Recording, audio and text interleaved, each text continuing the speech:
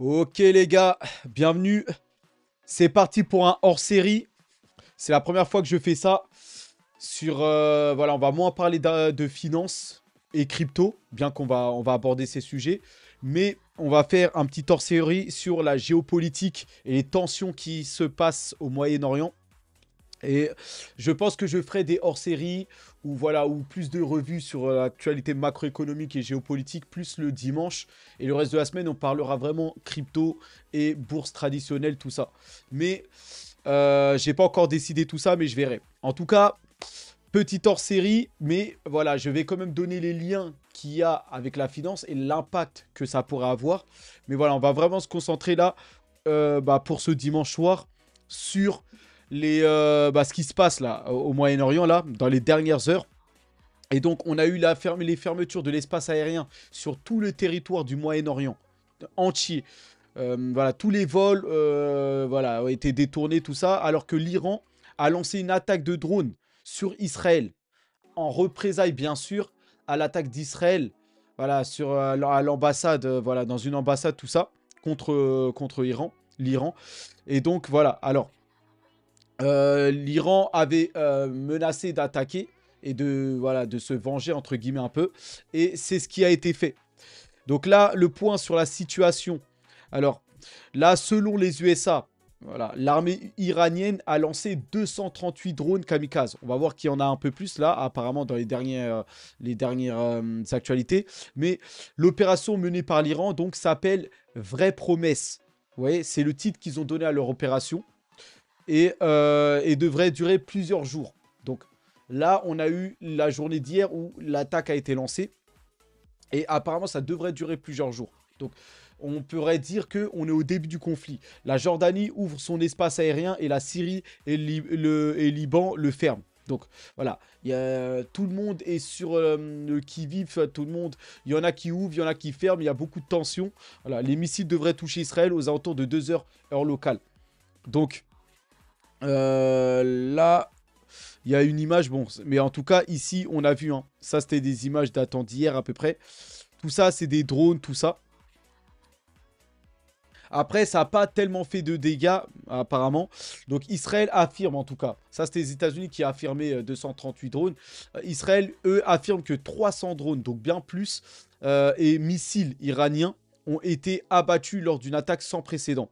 Donc, Israël, qui a été la victime de cette attaque, celle-là, là, mais c'est en représailles aux actions que Israël a menées. Voilà. Et donc, Israël a déclaré avoir identifié 300 menaces de différents types. Vous voyez. Et ils ont éliminé 99% de celles à destination du sol israélien. Donc 99%. Apparemment, voilà, c'est quasiment du 100%. Leur défense a été assez forte pour, protéger se protéger contre l'ensemble des attaques ici. Donc voilà, par rapport à ça, on va avancer, hein, et on va voir que justement, ils disent 99%, mais pas 100%. Et justement, là, dans cette vidéo, on voit que il y a un missile qui est passé à travers le dôme de fer, la défense. Ici, le dôme de fer a échoué. Succès iranien majeur, apparemment. Il y a un des missiles qui a touché le sol. Mais apparemment, ce serait le seul. Vous voyez. Donc là, tout le reste a été dévié. Mais en tout cas, ici, important de comprendre, donc là, pour voilà ce que dit le commandant en chef du CGRI, donc le général Hossein Salami. Donc ici, il dit que voilà, l'opération a été très réussie et a dépassé nos attentes. Vous voyez. Donc voilà, cette opération vraie promesse, a été un succès pour les Iraniens. Mais Israël dit qu'ils ont déjoué toutes les attaques à 99%. Mais pour le général ici, Hossein Salami, qui est peut-être du camp iranien, l'opération a été un succès. Et en tout cas, l'Iran a fait en sorte de ne pas toucher, de ne pas cibler apparemment les enfants, les innocents, les églises, voilà, les choses humanitaires, tout ça. Et l'Iran a surtout ciblé les bases militaires en Israël. Donc là, c'est vraiment orienté vers le côté militaire pour détruire les forces militaires d'Israël. Mais ils n'ont pas envoyé ça vers la population ou des choses comme ça. Vous voyez?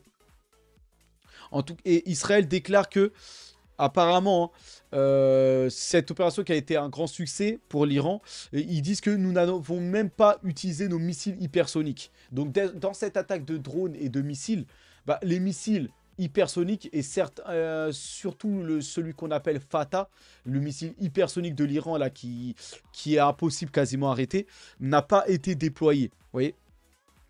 Donc voilà.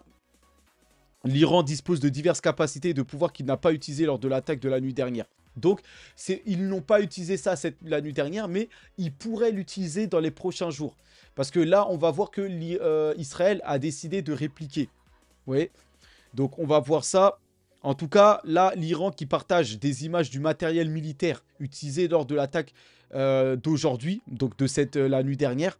Et voyez, hein, des drones, des missiles.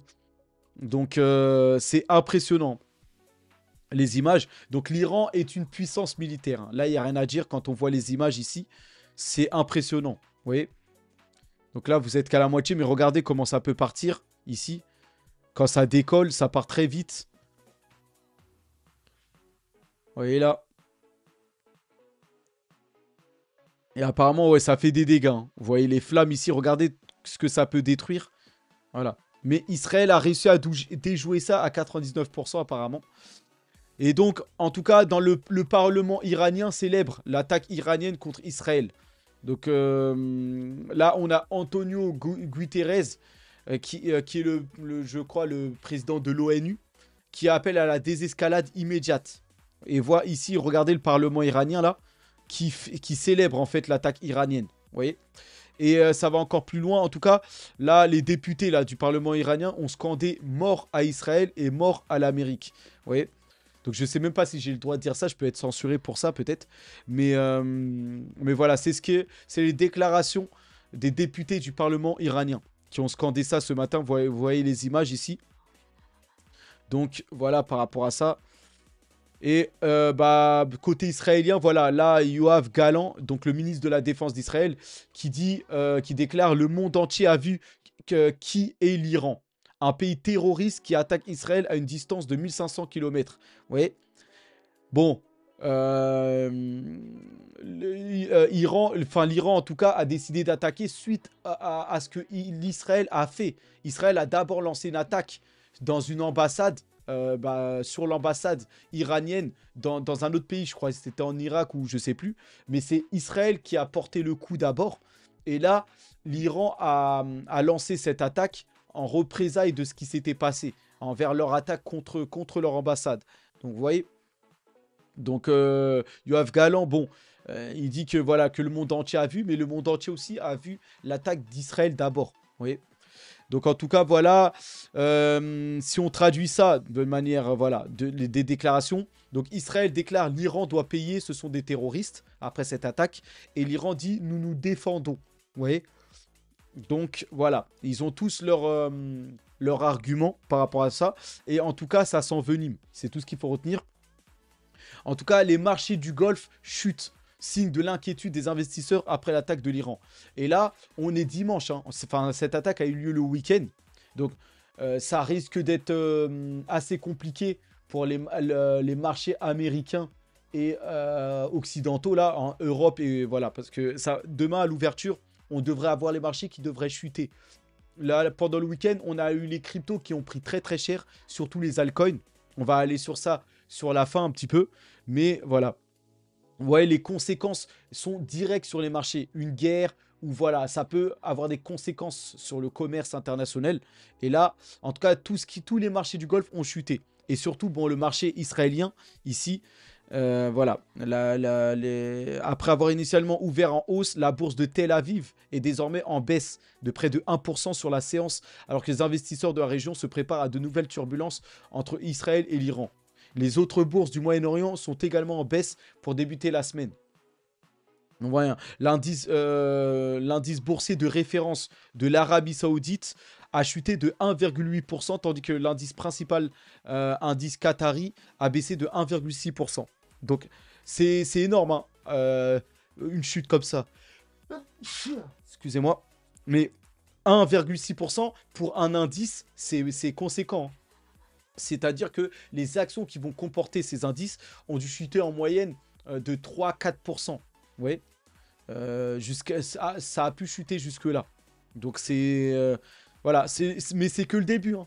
Et ça, comme ça va s'envenimer, vu que Israël va répondre, ça va énerver l'Iran qui va répondre. Et en fait, l'escalade n'est peut-être... Enfin, on en est qu'au début, on va dire. Vous voyez. Donc, on va voir ça.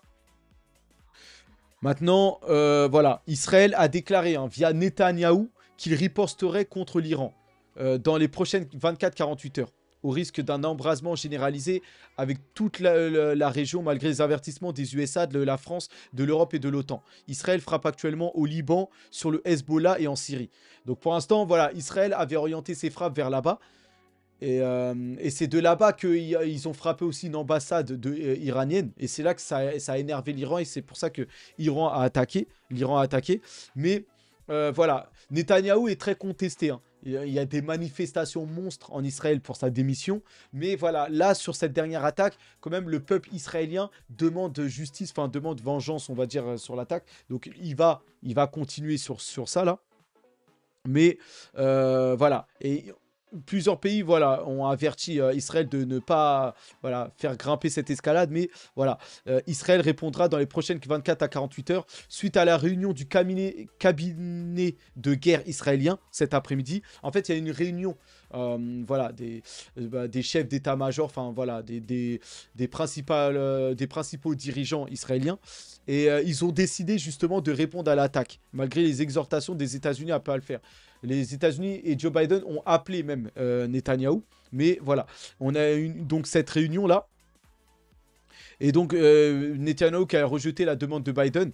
Et donc, ici, qu'est-ce qu'on a le problème, là, il rejette donc la demande de Biden. Et il va répondre à l'Iran dans les 48 heures.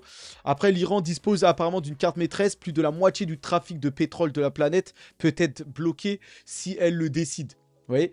Donc, en effet, l'Iran contrôle le détroit d'Ormuz, l'un des passages maritimes les plus stratégiques au monde. Ce détroit relie le golfe Persique à la mer d'Oman et constitue un point de transit vital pour le commerce mondial du pétrole, car une grande partie du pétrole mondial est exportée par cette voie maritime.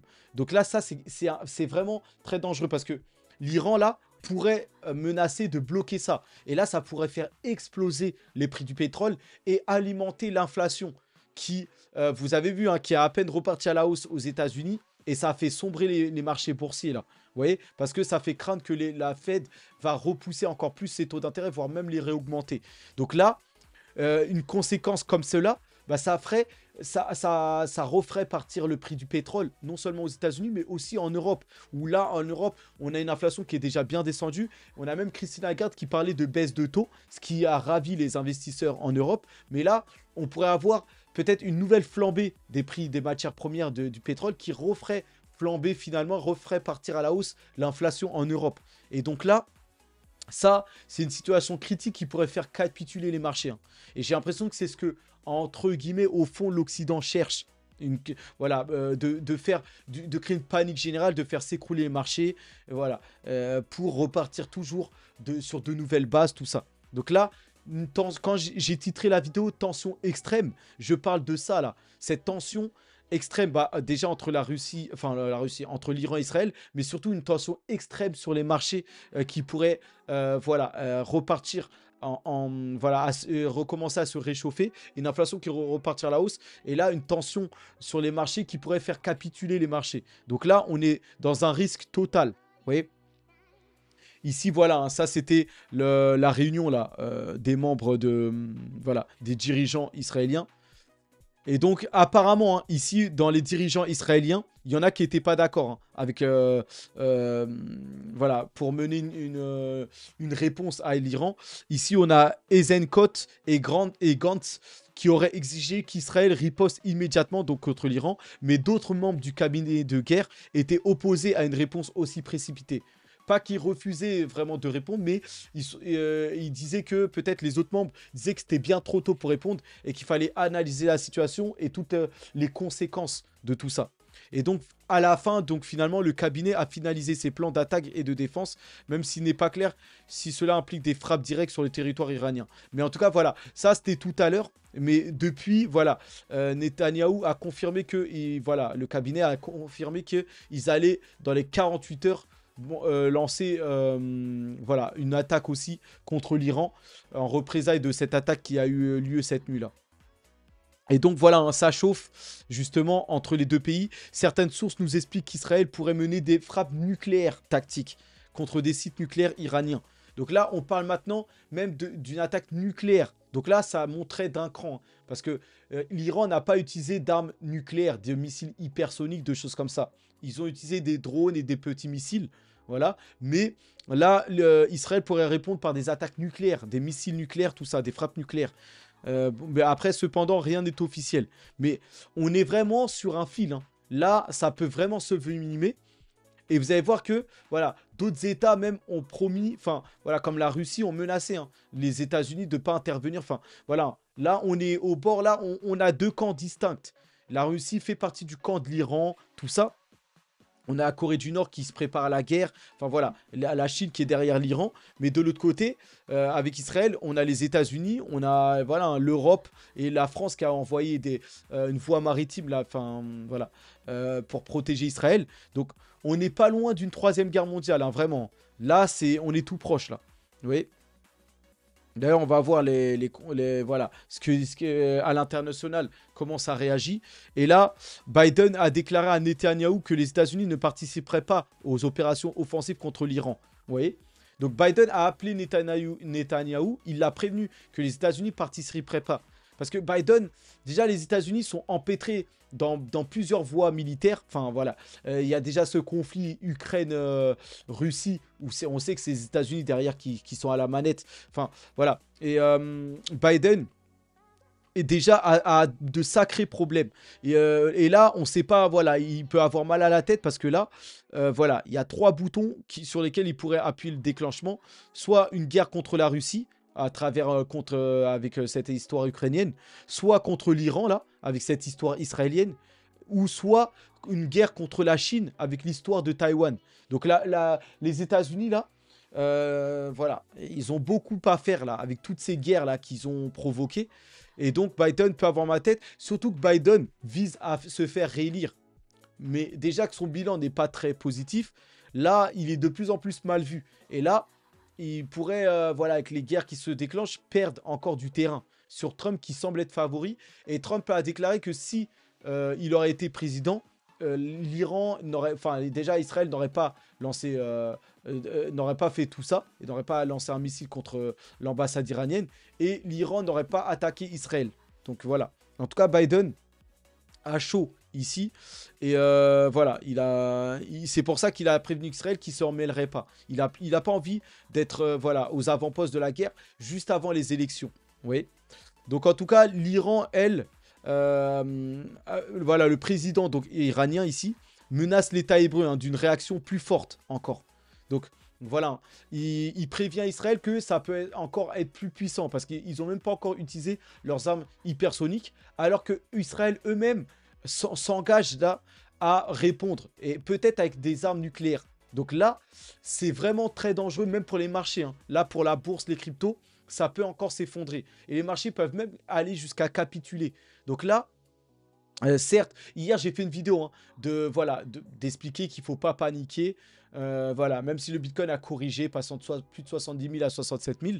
Bon, maintenant, c'est vrai qu'avec une tension comme ça extrême, il faut peut-être voir, pas pour capituler et vendre, mais si vous êtes en bénéfice, peut-être, ouais, il faudrait peut-être voir à se défendre ou peut-être à retirer et préserver son capital. Après, pour ceux qui sont en perte ou pour ceux qui n'ont pas fait spécialement de gains. Bon, laissez couler, mais surtout, attendez une opportunité, parce que ça risque de cracher encore plus. Après, je sais pas, peut-être que on va aller très haut, les cryptos vont exploser, puisqu'il y a le halving qui arrive, mais compliqué à dire la stratégie à appliquer là. Moi, je serais plus pour là, attendre et observer. Et moi, en tout cas, je vais pas vendre. Moi, je vais prendre l'orage ou subir voilà, les répercussions de tout ça. Mais je compte profiter peut-être d'une capitulation des marchés ou d'une forte baisse encore plus que celle-là pour rentrer et m'exposer à mes actifs préférés. Donc mes cryptos préférés, mes actions en bourse préférées. Donc on va voir ça. En tout cas, beaucoup de menaces. Là, c'était le président iranien, mais là, on a aussi là, le Mohammad Reza Kaherei Ashtiani, là, qui ministre iranien de la Défense, donc, qui dit que tout pays qui ouvre son espace aérien ou son territoire pour cibler l'Iran et aider Israël sera confronté à une réponse décisive de l'Iran. Vous voyez? Donc là, bah, tous les pays qui vont décider d'aider, en tout cas, Israël, bah, seront ciblés directement. Et ils ont même, il y avait même une déclaration là du sultan là qui avait dit que même les États-Unis seraient ciblés si les États-Unis s'en mêleraient ou des choses comme ça. Donc l'Iran n'a peur de personne apparemment et voilà. Il menace tous ceux qui viendraient en aide à Israël. Et je vous rappelle que la France a envoyé voilà, via la voie maritime une armée plutôt sur une voie, par la voie marine. Et donc voilà, et les États-Unis pourraient aussi tenter de venir aider Israël. Donc là, ça peut s'envenimer à tout moment. Donc voilà, en tout cas, justement, en parlant de ça, la Maison-Blanche attendra de voir la réponse de l'Iran après la tentative de frappe israélienne, justement. Donc la Maison-Blanche attend... Bah, la Maison-Blanche sait que Israël va répondre et surtout, ça va envenimer les choses et l'Iran risque de voilà d'augmenter ses représailles. Et justement, à la Maison-Blanche, là, les États-Unis attendent de voir jusqu'à où l'Iran peut escalader. Vous voyez? Donc voilà, hein, les tensions sont en train de monter crescendo. Ici, on a le président de la Chambre, Mike Johnson, qui est plutôt camp républicain, du camp de Trump, on va dire, a déclaré qu'il ferait pression pour obtenir une aide à Israël et l'Ukraine cette semaine. Donc voilà, les États-Unis vont encore tenter de débloquer des fonds à travers le Parlement pour aider Israël et l'Ukraine, leurs alliés. Donc voilà. En tout cas, dans l'autre camp, le camp iranien, on a la Russie. Vous savez, le nouveau camp des BRICS, là, et que l'Iran a rejoint récemment. Et c'est le camp de la Russie et de la Chine. Et là, le président Poutine a refusé de condamner l'attaque de l'Iran contre Israël. Donc, on voit clairement que la Russie a choisi son camp dans ses représailles, ici.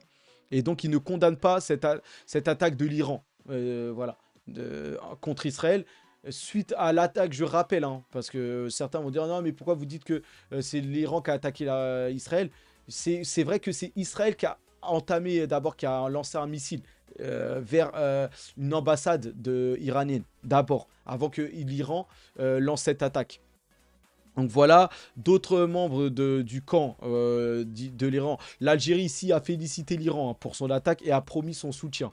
Donc voilà, chaque pays voilà, vient soutenir son camp. Et je pense qu'il y en aura beaucoup dans le camp d'Iran. Israël est plutôt isolé hein, et a énervé un peu tous les pays à force de mener ses frappes intenses sur la Palestine et sur Gaza. Donc voilà. En tout cas, on a quand même le camp hein, d'Israël et voilà, des États-Unis. Ici, attaque de l'Iran sur Israël. Zelensky qui est dans l'autre camp, le camp de plus d'Israël, tout ça.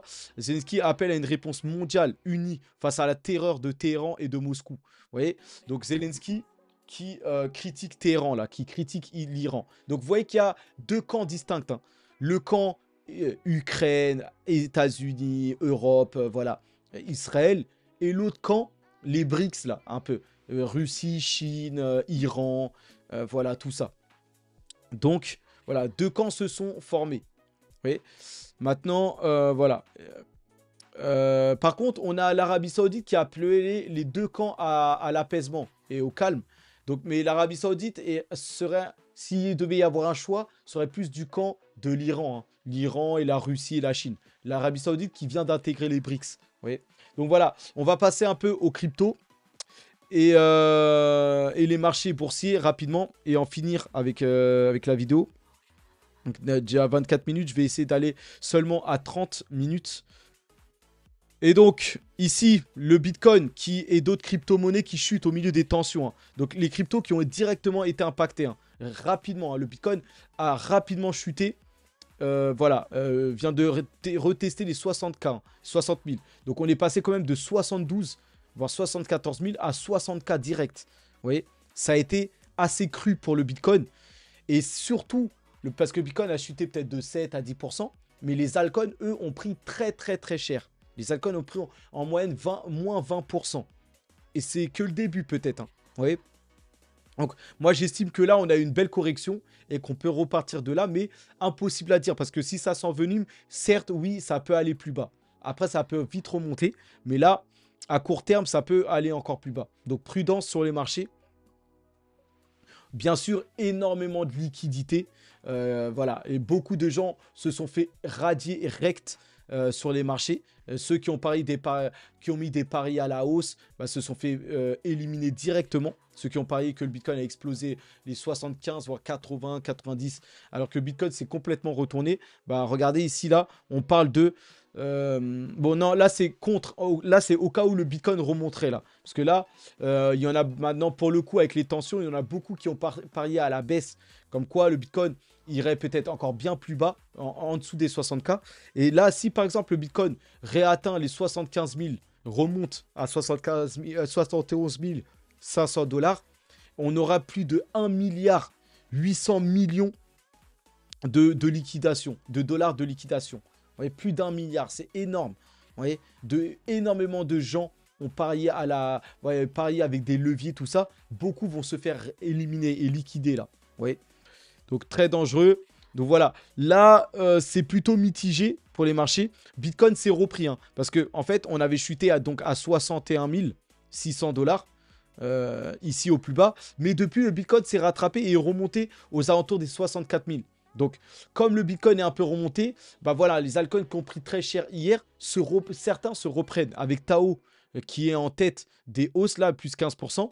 Mais en fait, c'est juste une reprise de la forte chute. Parce que si on prend sur la... Là, c'est sur le jour. Mais si on prend sur la semaine, regardez comment c'est rouge. Vous voyez, ça, la semaine, ça représente les quelques 3-4 derniers jours. Vous voyez, et regardez la moyenne des cryptos.